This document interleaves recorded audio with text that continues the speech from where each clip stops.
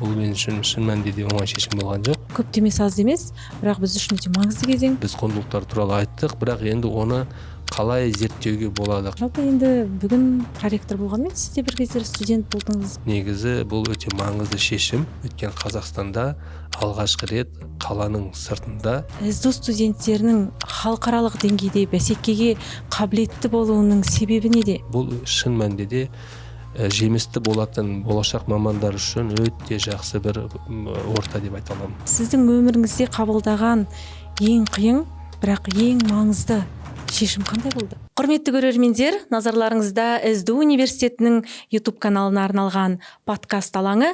Олай болса, бүгінгі қонағымызбен таныс болайық. Бүгін бізде СДУ университетінің бірінші проректоры Гаипов Давранжон мырза, қош келдіңіз. Қош көрдік. Енді биыл біздің университетімізде көптеген өзгерістер орын алып жатыр. Және де біздің оқу жылының алғашқы сұхбатын өзіңізден бастасақ деп отырмыз. Ең әуелі өзіңізді таныстырып өтсеңіз, осы ғылым білім әлеміне қалай қадам бастыңыз, өзіңізді кеңірек таныстырып өтсеңіз. Жақсы, көп рахмет. Мен 1997 жылы ағылшын тілі филологиясында университетке оқуға түстім, Ахмет Яссауи атындағы университетке. Сол жерде біраз тырысып оқып, қызыл дипломға бітіріп, сосын 2001 жылы сол университетте ассистент оқытушы болып жұмыс жасадым 1 жыл. Содан кейін 2002 жылы Алматы қаласындағы Абылай хан атындағы халықаралық қатынастар және әлем тілдері университетінде магистратураға оқуға түсіп, сол жерде білімімді жалғастырдым. Сол жерде Астанада 7 жыл ағылшын тілі мұғалім ретінде сабақ бердім. Сонымен қатар сол уақытта магистратурамды аяқтап 2005 жылы Астанада Еуразиялық гуманитарлық университетінде аспирантураға оқуға түстім. Сол жерде әрі мектепте ағылшын тілі мұғалімі, әрі де аспирантурамды жалғастырып 2007 жылы сәтті аяқтап, содан кейін 2009 жылы Сүлейман университетіне, сол кездегі атауымен сол филология факультетіне шақырту алып, сол жерге кафедра меңгерушісі болып тағайындалып, 2009 жылдан бері СДУ университетінде қызметін жалғастырып келе жатырмын. Сіздің жаңағыдай шетел асып Англияға барып білім алғаныңызды білеміз. Осы жайлы не айтып өтер едіңіз? Жалпы жастайынан сол шетелге барып тағы да білімді тереңірек жетілдіру мақсатында біраз әрекеттер жасаған болатынмын. Соның біреуі 2002 жылы сол Кембридж университетіне негізі құжат тапсырып магистратура қабылдаған болатынмын сол кезде. Бірақ өкінішке орай ол кезде біраз қаржылай мәселелер болғандықтан мен ол жерге оқуымды жалғастыра алған жоқпын. Дегенмен университетте жүрген кезде 2012 жылы Бирмингем университетіне, ол жерде ағылшын тіліне қатысты ғылыми орталық бар, ғылыми зерттеу орталық, сол жерге шақырту алып, 2 ай сол жерде болып, сол жерде жалпы Ұлыбританиялық жоғары оқу жүйесімен танысып, бір ғылыми тағылымнан өттім ол жерде. Одан кейін 2016 жылы біздің еліміздегі болашақ бағдарламасына құжат тапсырып, Кембридж университетінде 6 айлық сол ғылыми зерттеу тағылымдамасына бардым. Ол жерде өте керемет тәжірибе болды. Өйткені ол жерде аптаның 3 күні факультетте теориялық практикалық сабақтар, дәрістер, және аптаның 2 күні сол Кембридж қаласындағы орта мектептерінде тәжірибе алмасу мақсатында сондай 6 айлық бағдарлама болды. Сол маған өте жақсы кәсіби біліктілік берді деп айта аламын. Одан кейін 2022 жылы Бирмингем қаласын, Ұлыбританияның Бирмингем қаласындағы Эстон университетіне құжат тапсырып, ол жерде ғылыми тағылымдамаға шақырту алдым. Ол жерде профессор Сью Гартен деген кісі болды. Сол кісімен бірге біз ғылыми зерттеу жұмысын жүргіздік. Осындай 3 рет бару мүмкіндігі болды Ұлыбританияға. Енді сол жердің шәкірті ретінде жалпы мына британдық білім беру жүйесінің бір түртіп алар тұстарына тоқталсаңыз, жалпы өзіңіз жаңағыдай барып алып келген білімнің қандай артықшылықтары бар және қандай тұстарын нақтырақ айтсақ біздің СДУ университетіне енгізер едіңіз? Бұл жерде де Ұлыбританиядағы егер жоғары білім жүйесіне туралы айтатын болсақ, ол жерде жалпы академиялық стандарттар жоғары деп айтуға болады. Өйткені ол жерде жан-жақтан келген халықаралық студенттерге бағытталған сапалы білім беру жүйесі. Яғни ол жерде студенттер көбірек өздері ізденіп, бұны ағылшынша flipped classroom деп аталады. Сол жүйе соған негізделген. Білімгерлер пәндерге тіркелген кезде ол жерге бүкіл материалдарға, сол семестрде оқытылатын тақырыптарға барлығы қол жетімді.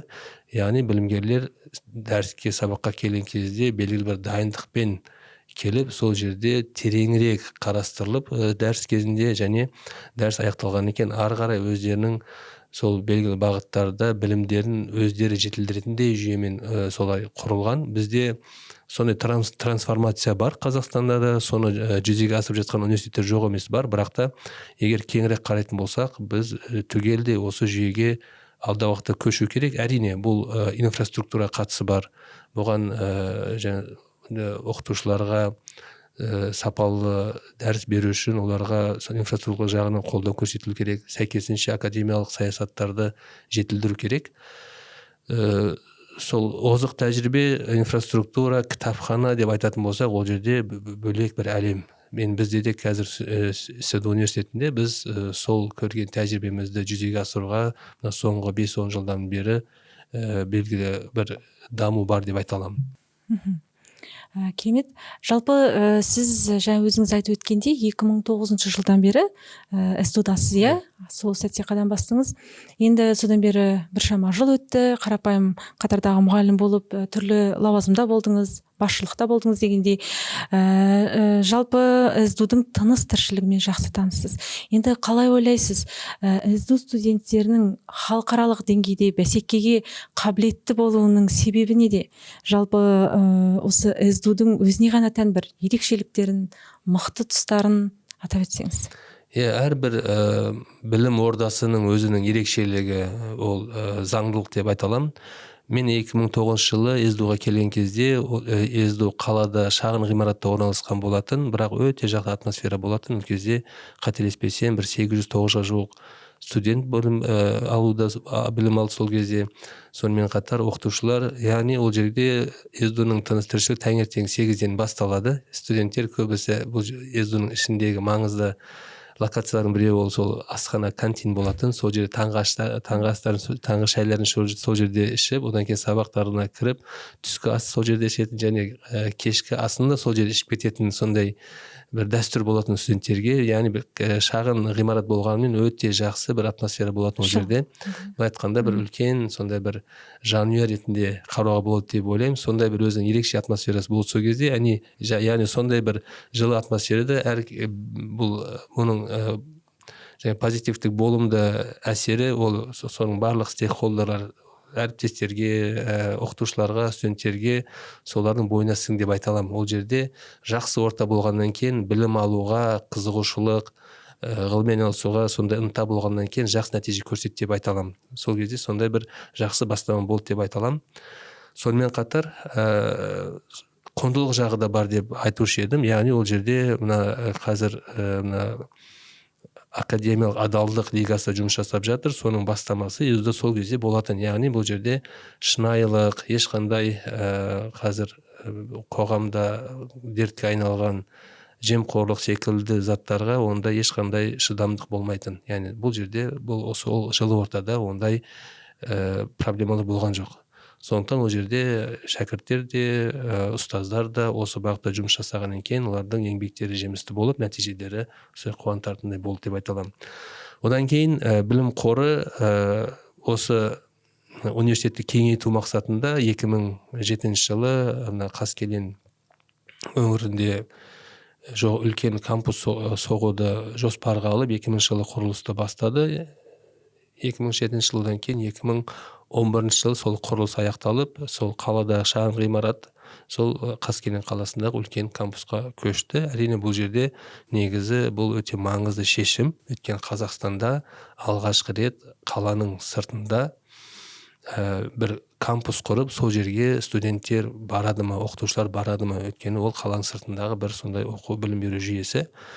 сәтті болды деп айта аламын. Өйткені ол жерде университет студентін жоғалтқан жоқ. Керісінше, сол үлкен ғимараттың мүмкіндігін пайдаланып, сол 8-9 студентіміз сол алғашқы жылдары 2011-2012 жылдары 2000-3000 студент болып, қазірге 2025 жылы 9100 студентіміз бар. Яғни сол қалаға орналасып, өзі жүйе ретінде қалыптасып, түгел қандай қажетті инфраструктураның барлығы студенттерге жасалынып, жатақханасы бар студенттерге арналған, ол жерде дүкендері бар, кітапханасы және әлеуметтік қоғамдық іс-шаралар ұйымдастыруға өздерінің қазір жеке бір үлкен ғимараты бар.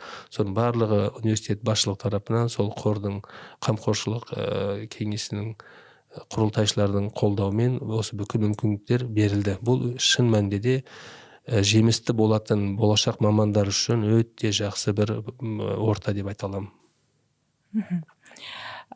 Яғни жаңағыдай біздің студенттеріміздің бәсекеге қабілетті мықты болуы ол көптеген жылдардың маңдай тердің еңбектің нәтижесі, иә. Жалпы біз 50 жылда ел жаңа деп атамыз ғой, бірақ мына қазіргі қарқынмен 10 жылдың өзі үлкен өзгеріс әкеледі. Жалпы қазіргі жастардың бойында, дәл қазіргі өскелең ұрпақтың бойында қандай құндылықтар басым болу керек деп ойлайсыз? Бұл өте қазіргі уақытта өзекті сұрақ, өзекті тақырып деп ойлаймын. Өткен өздеріңізге мәлім, жақында сол қыркүйек айының басында президенттің жолдауында адал азамат деген бір концепция ұсынылды. Бұл бұрында біртұтас тәрбиелік бағдарламаның сол құндылықтарға негізделген сол бағдарламаның шеңбері болатын. Яғни бұл жерде шын мәнінде де әр бір дағдының, ол кәсіби дағды болсын, әртүрлі қазіргі 25 ғасырда қажетті икемді дағдылар болсын, олар әрине күнделікті өмірде маңызды, бірақ та бір ел үшін, бір мемлекет үшін оның алдында құндылық болған жағдайда сол дағдылардың оң әсері болады деп айта аламын. Яғни бұл адал азамат болу, бұл басқаларға пайдалы бола білу. Яғни оның ішінде көптеген сипаттамалар болады, құрмет көрсету, үлкендерге болсын, және шыдамдылық таныту деген секілді, және де ұлттық құндылықтарға құрмет көрсете тұра соларды жастардың бойына сіңіру, одан кейінгі ұрпаққа соны сол қалпында сақтап жеткізу секілді маңызды сондай құндылықтар болу керек деп ойлаймын. Мынандай сұрақ бар. Қалай ойлайсыз? Бүгінгі қоғамда, жалпы біздің университетте студенттерге беріліп жатқан мүмкіндіктер сан алуан, және солар жеткілікті деңгейде беріліп жатыр ма? Және де сіздің ойыңызша қандай да бір алаңдар қажет пе студенттердің ой тілегін тыңдайтын, және де олардың қажеттіліктерін қанағаттандыратын осындай бір алаңдар қажет пе? Сіздің пікіріңіз қандай? СДУ университетінің ерекшелігі барлық жұмыстар, жоспарлар студенттерге бағытталған деп айта аламыз. Өйткені инфраструктурадан жайында айтып кеттім, бірақ студенттерге қандай жағдай жасалған, сонымен қатар академиялық процесте сабақтардың берілуі де, және құндылық жүйесінде айтып жатыр, барлық студенттердің қалыптасуына, солардың маман ретінде, азамат ретінде қалыптасуына бағытталған деп айта аламын. Бұл университетіміздің өте стратегиялық маңызды бағытының бірі. Жүйе ретінде бізде студенттерді өздерін өзі басқару жүйесі бар. Яғни жалпы студенттерде 41 қазір клуб бар, бұл студенттер өздері жүргізеді. Сонымен қатар оқу процесінде студенттердің өзін басқару жүйесі кіріктірілген, яғни факультет деңгейінде факультеттің кеңейтілген кеңесіне сол факультеттің студенттер жағынан уәкіл қатысады. Және де университет деңгейінде де ғылыми кеңес болсын, басқа да кеңестерде сол студенттер өзін басқару мүшелері сол кеңестің мүшесі ретінде өздеріне маңызды тақырыпта сол жерде қозғап шешімдер қабылданады. Бұл жалпы оқу процесін басқаруда студенттердің де рөлі бар. Екінші тараптан әрбір пән бойынша әр семестрде студенттерден кері байланыс алынады. Яғни бұл пәнге қатысты қазіргі заман өзгеріп жатыр. Пәнде сол өзгерістерге бейімделу керек, жаңартылу керек. Сонымен қатар пәннің мазмұнынан басқа оқытушыларға қатысты жалпы студенттерге қаншалықты пайдалы бола білді. Сол жағынан әрбір оқытушыға кері байланыс беріледі.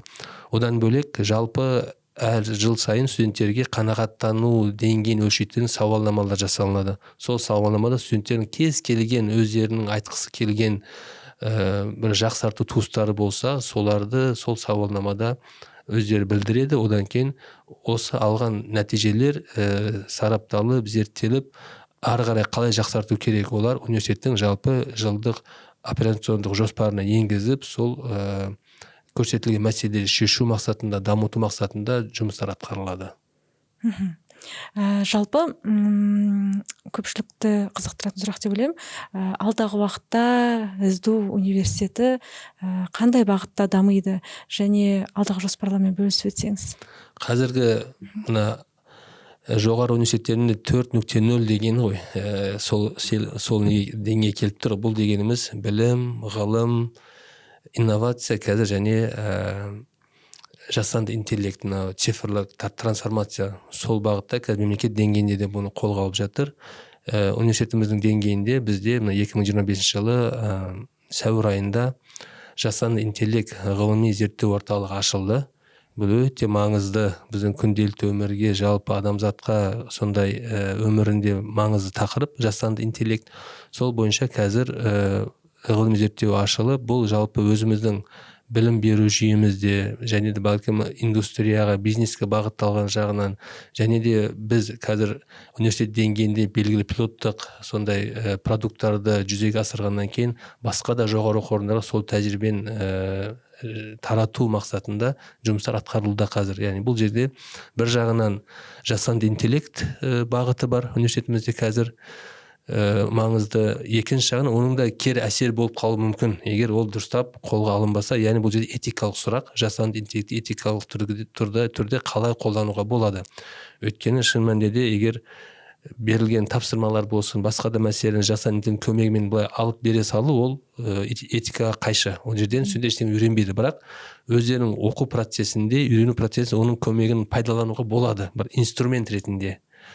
Сол жағынан қарағанда соған да бәлкім қатысы болуы мүмкін. Жалпы осы 8-ші қыркүйекте университетімізде құндылықтарға бағытталған білім беру ғылыми зерттеу орталығы ашылды. Әрине біздің әр елдің өзінің ұлттық құндылықтары бар, және біз құндылықтар туралы айттық, бірақ енді оны қалай зерттеуге болады, қалай соны белгілі бір өзінің жаңағыдегі бір жүйесін, оқу бағдарламасын қалыптастырып, басқалармен тарату секілді, сол бағытта Бирмингем университетінде Jubilee Center деген бар. Олар осы құндылықтарға бағытталған зерттеулері өте көп, және халықаралық өздерінің соны нетворк серіктестері бар. Азиялық платформалар бар, Сингапурда орналасқан, европалық платформалар бар, және Солтүстік Америка, Оңтүстік Америка, қазір орталық Азияда сондай бір орталық болса екен, әріптестік жасайтын деген ойлары бар. Соған қазір СДУ біздің университет бір көшбасшылық танытып, осындай орталық ашып, әр өзіміздің елімізде сол әріптестердің серіктестігімен ғылыми зерттеулерін жасау, тереңдету, сол тәжірибені басқаға тарату деген мақсат бар, және де жалпы сол әлемдік құндылықтар орталықтармен жұмыс жасау жоспары қойылған. Бұл екінші бір бағыт, бұл да стратегиялық бағыт. Және жалпы университеттің ішінде инклюзиялық білім беру орталығы да ашылып жұмыс жасауда. Бұл жалпы бүкіл инклюзияның ішінде кейде болады бір мүмкіндігі шектеулі тәлімгерлер болады, немесе әріптестер, соларға да бір қолдау көрсету деңгейінде қазір университеттің инфрақұрылымы соған бейімделуде. Сонымен қатар академиялық процестерде де оқытушылар қандай жайттарға көңіл бөлу керек, емтихан болсын, материалдар болсын, сол бағытта жұмыс жасалды. Мен айтушы едім, осы 3 бағытта, стратегиялық бағытта осындай жұмыстар атқарылды қазір: жасанды интеллект, инклюзия және құндылықтарға негізделген білім беру бағыттары. Керемет. Жалпы университетіміздің 30 жылдық тарихы бар. Алдағы уақытта бізді үлкен мерейтой күтіп тұр, яғни 30 жылдығымыз. Осы енді көп демес аз емес, бірақ біз үшін өте маңызды кезең. Осы уақыт аралығында көптеген түлектеріміз өз мамандықтар бойынша білім алып, қазір еліміздің әр өңірінде қоғамның сан түрлі саласында қызмет атқарып жатыр. Жалпы осы біздің түлектеріміздің ел дамуына қосып жатқан үлесін қалай бағалар едіңіз? Өте орынды сұрақ. Яғни жаңа айттым, СДУда жалпы білімгерлерге, әріптестерге бүкіл стейкхолдер жақсы орта қалыптастырылған, және оның нәтижесінде олар езудан шыққаннан кейін бәлкім қате болмас, езудің ДНК-сы оларда қалыптасты деп олар бір-бірімен байланыстарды жалғастырады, және езуға да жыл сайын өздері келіп қандай да ары қарай тағы да қандай ортақ жұмыстарды қоғамда бірге жасауға болады, солар талқыланып жалпы қоғамдық деңгейде, және езуін дамытуға да олар өздерінің үлестерін қосып жатыр. Олардың ішінен де мына қоғамда белсенді азаматтар шығып жатыр. Біздің түлектеріміз өткенде цифровизация министрлігіндегі біздің түлегіміз болды сол кезде, Бағдат Мусин мырза. Сол секілді басқа да белсенді біздің түлектеріміз әртүрлі салаларда жұмыстарын жалғастыруда, бірақ оларда бір мақсат бар. Ол мақсат мен қоғам қалай пайдалы бола аламын деп. Кейде олар көп жақсылықтар жасайды, бірақ өздерінің аттарын кейде жасырады. Сондай түлектеріміз болғанымен қуаныштымын. Жалпы айтқанда біздің университеттің мақсаты біздің түлектеріміз қоғамға пайдалы болса екен, адамзатқа пайдалы болса екен деген сондай біздің университетіміздің миссиясында ол жазылған, яғни holistic education, бір тұтас білім беру арқылы жалпы елдің экономикасына үлес қосатын, қоғамға пайдалы болатын азаматтарды жетілдіру. Яғни сол бағытта біздің түлектеріміз бізді өте қуантады. Жалпы СДУ-дың халықаралық деңгейдегі серіктестері қателеспесем жыл сайын артып келеді.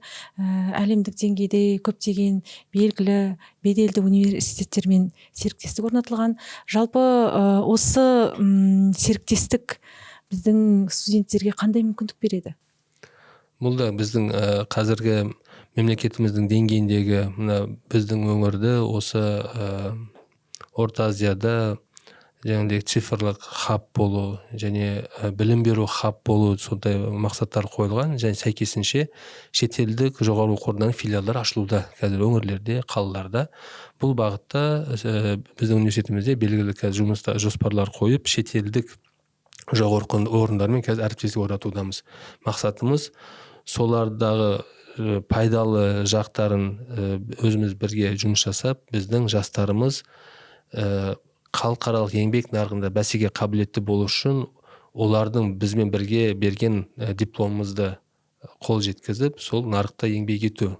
Сол мақсатта біз сол мүмкіндікті беру үшін қазір шетелдік әріптестермен жұмыс жасаудамыз.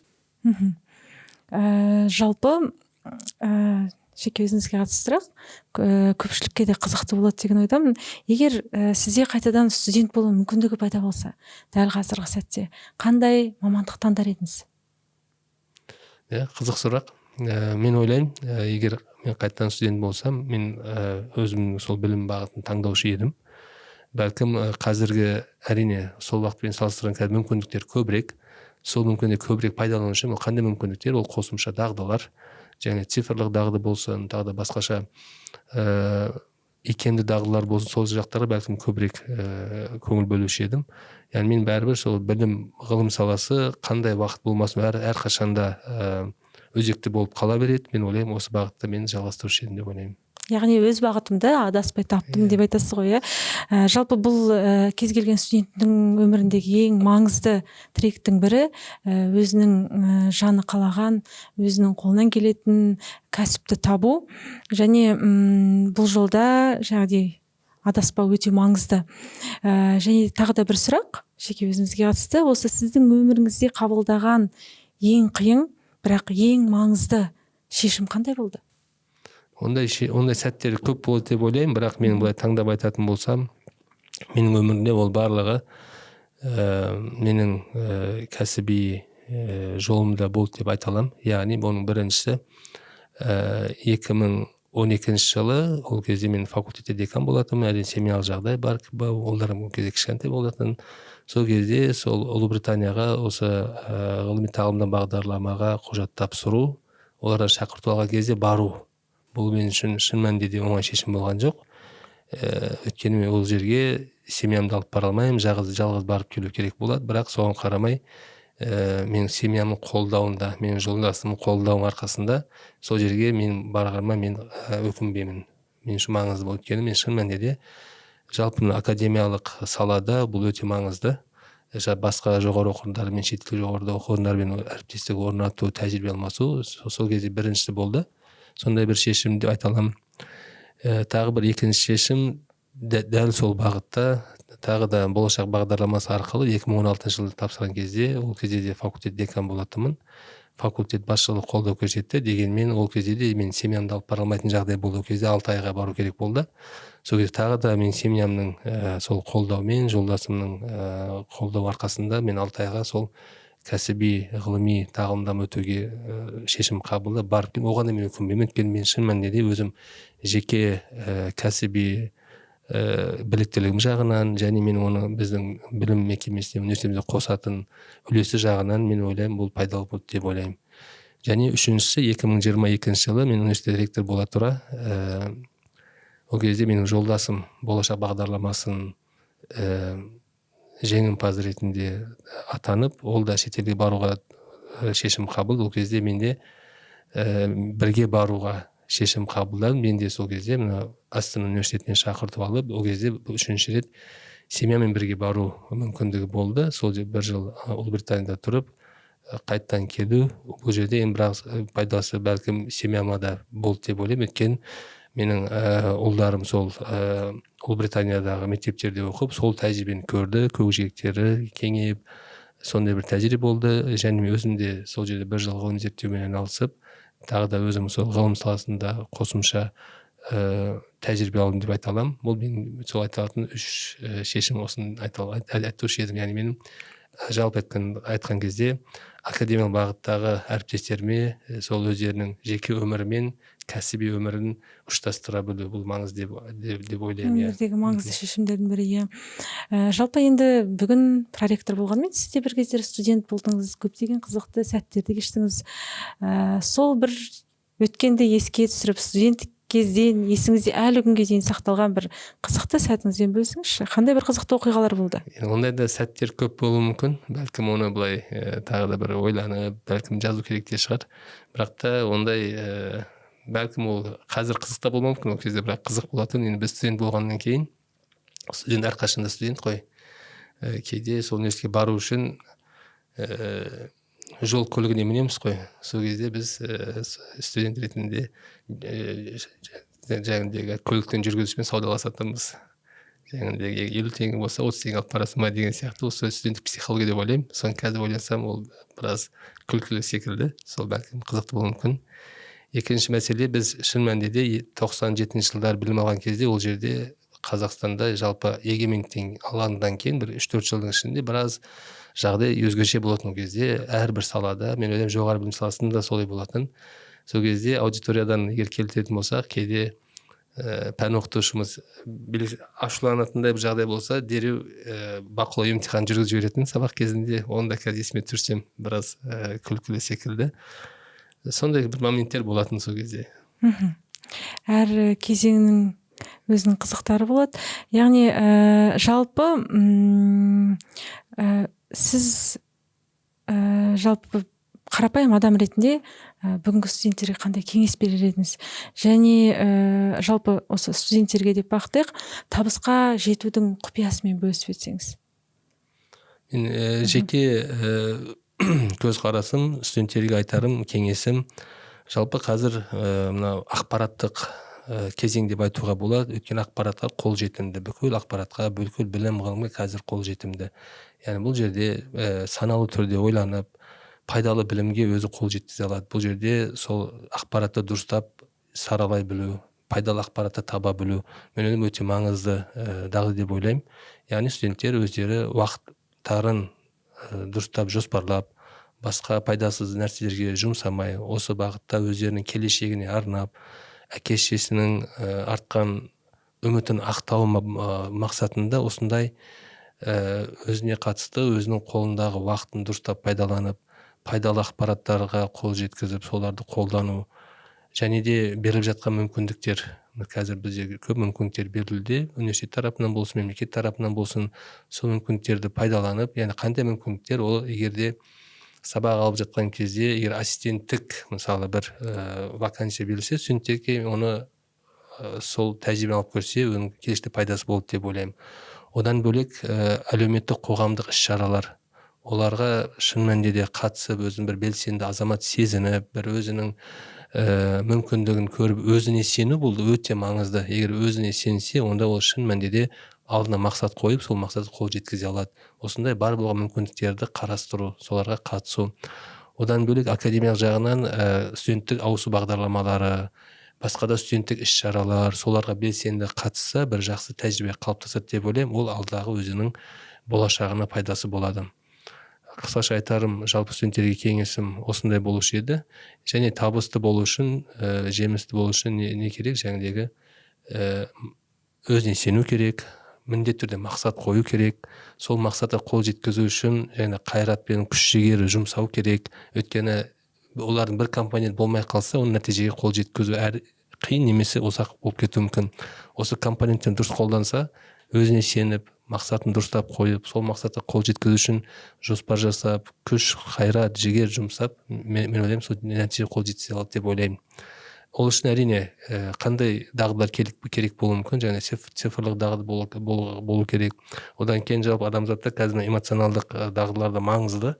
Өйткені біз қоғамда өмір сүрген үшін ол эмоционалдық дағдыны дамыту маңызды. Ол үшін біраз кітаптар оқу керек, жаңағыдегі іс-шараларға қатысып, адамдармен қарым-қатынас жасағанда сол дағдылар бірте-бірте қалыптаса бастайды.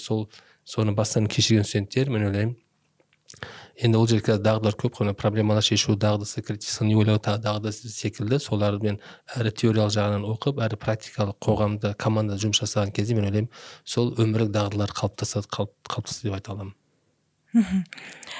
Жалпы бағана подкасттың басында айтып кеткен едім, біздің университетте биыл көптеген өзгерістер орын алып жатыр. Яғни баршаға белгілі. Мен ойлаймын, көп студенттерді сол сұрақ мазалайды.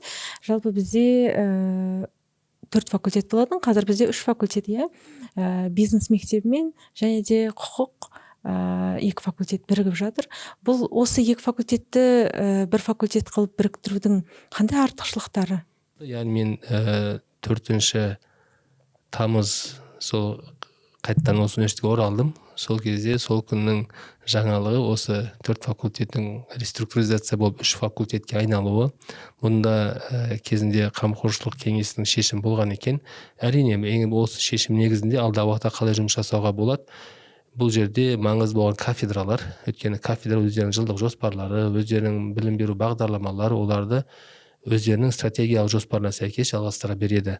Бірақ алдағы уақытта қандай бір маңызды тренд деп айтуға болады, бағыт болады, бұл пәндердің өзара кірігуі. Яғни бұл жерде междисциплинар деп айтады, пәндердің өзара сабақтасып, сондай бағыттар қазір маңызды. Яғни мысалы біздің университетімізде қазір биоинформатика бағдарламасы бар. Бұл ұлттық аграрлық университетпен бірге біздің IT бағдарламасы бірігіп, сондай бір пәндердің өзара қалыптастырған бір бағыты. Одан бөлек ұлттық Асфендияров университеті мен медициналық бізде денсаулық сақтау бағытында көшбасшылық. Бұл біздің бизнес мектебімен сол Асфендияров ұлттық университетінің бірге жасаған бағдарламасы. Осы пәндердің өзара байланысу өте маңызды. Мен ойлаймын, осы салада да сол әлеуметтік ғылымдар, бизнес болсын, тағы құқық болсын, олардың өзара бір жаңа бағдарламаларын бәлкім қалыптастыруына, жасауына мүмкіндік болады деп ойлаймын. Осы бағыт егер біз шын мәнінде жоспар жасап жұмыс жасасақ, онда қоғамдың қажеттілігіне пайдасы болатын жаңа бағыттарда жаңа мамандықтар шығаруға болады деп ойлаймын. Яғни бұл өзгерістердің алдағы уақытта алып келетін ұтымды тұстары өте көп, Сізге көп рахмет, алтындай уақытыңызды бөліп, өзіңіздің ой пікіріңізбен бөліскеніңіз үшін. Бұл сіздің бір жаңағыдай тек басшы ғана ретінде емес, қарапайым ұстаз ретінде, осы СДУ-ға еңбегі сіңген маман ретінде артықшылығыңызды білдіреді, және де студенттерге бір қадам жақын болсын деген мақсатта өзіңізбен сұхбат құрған едік. Көп рахмет сізге. Көп рахмет, шақыртуыңыз үшін сәттілік тілеймін. Рахмет.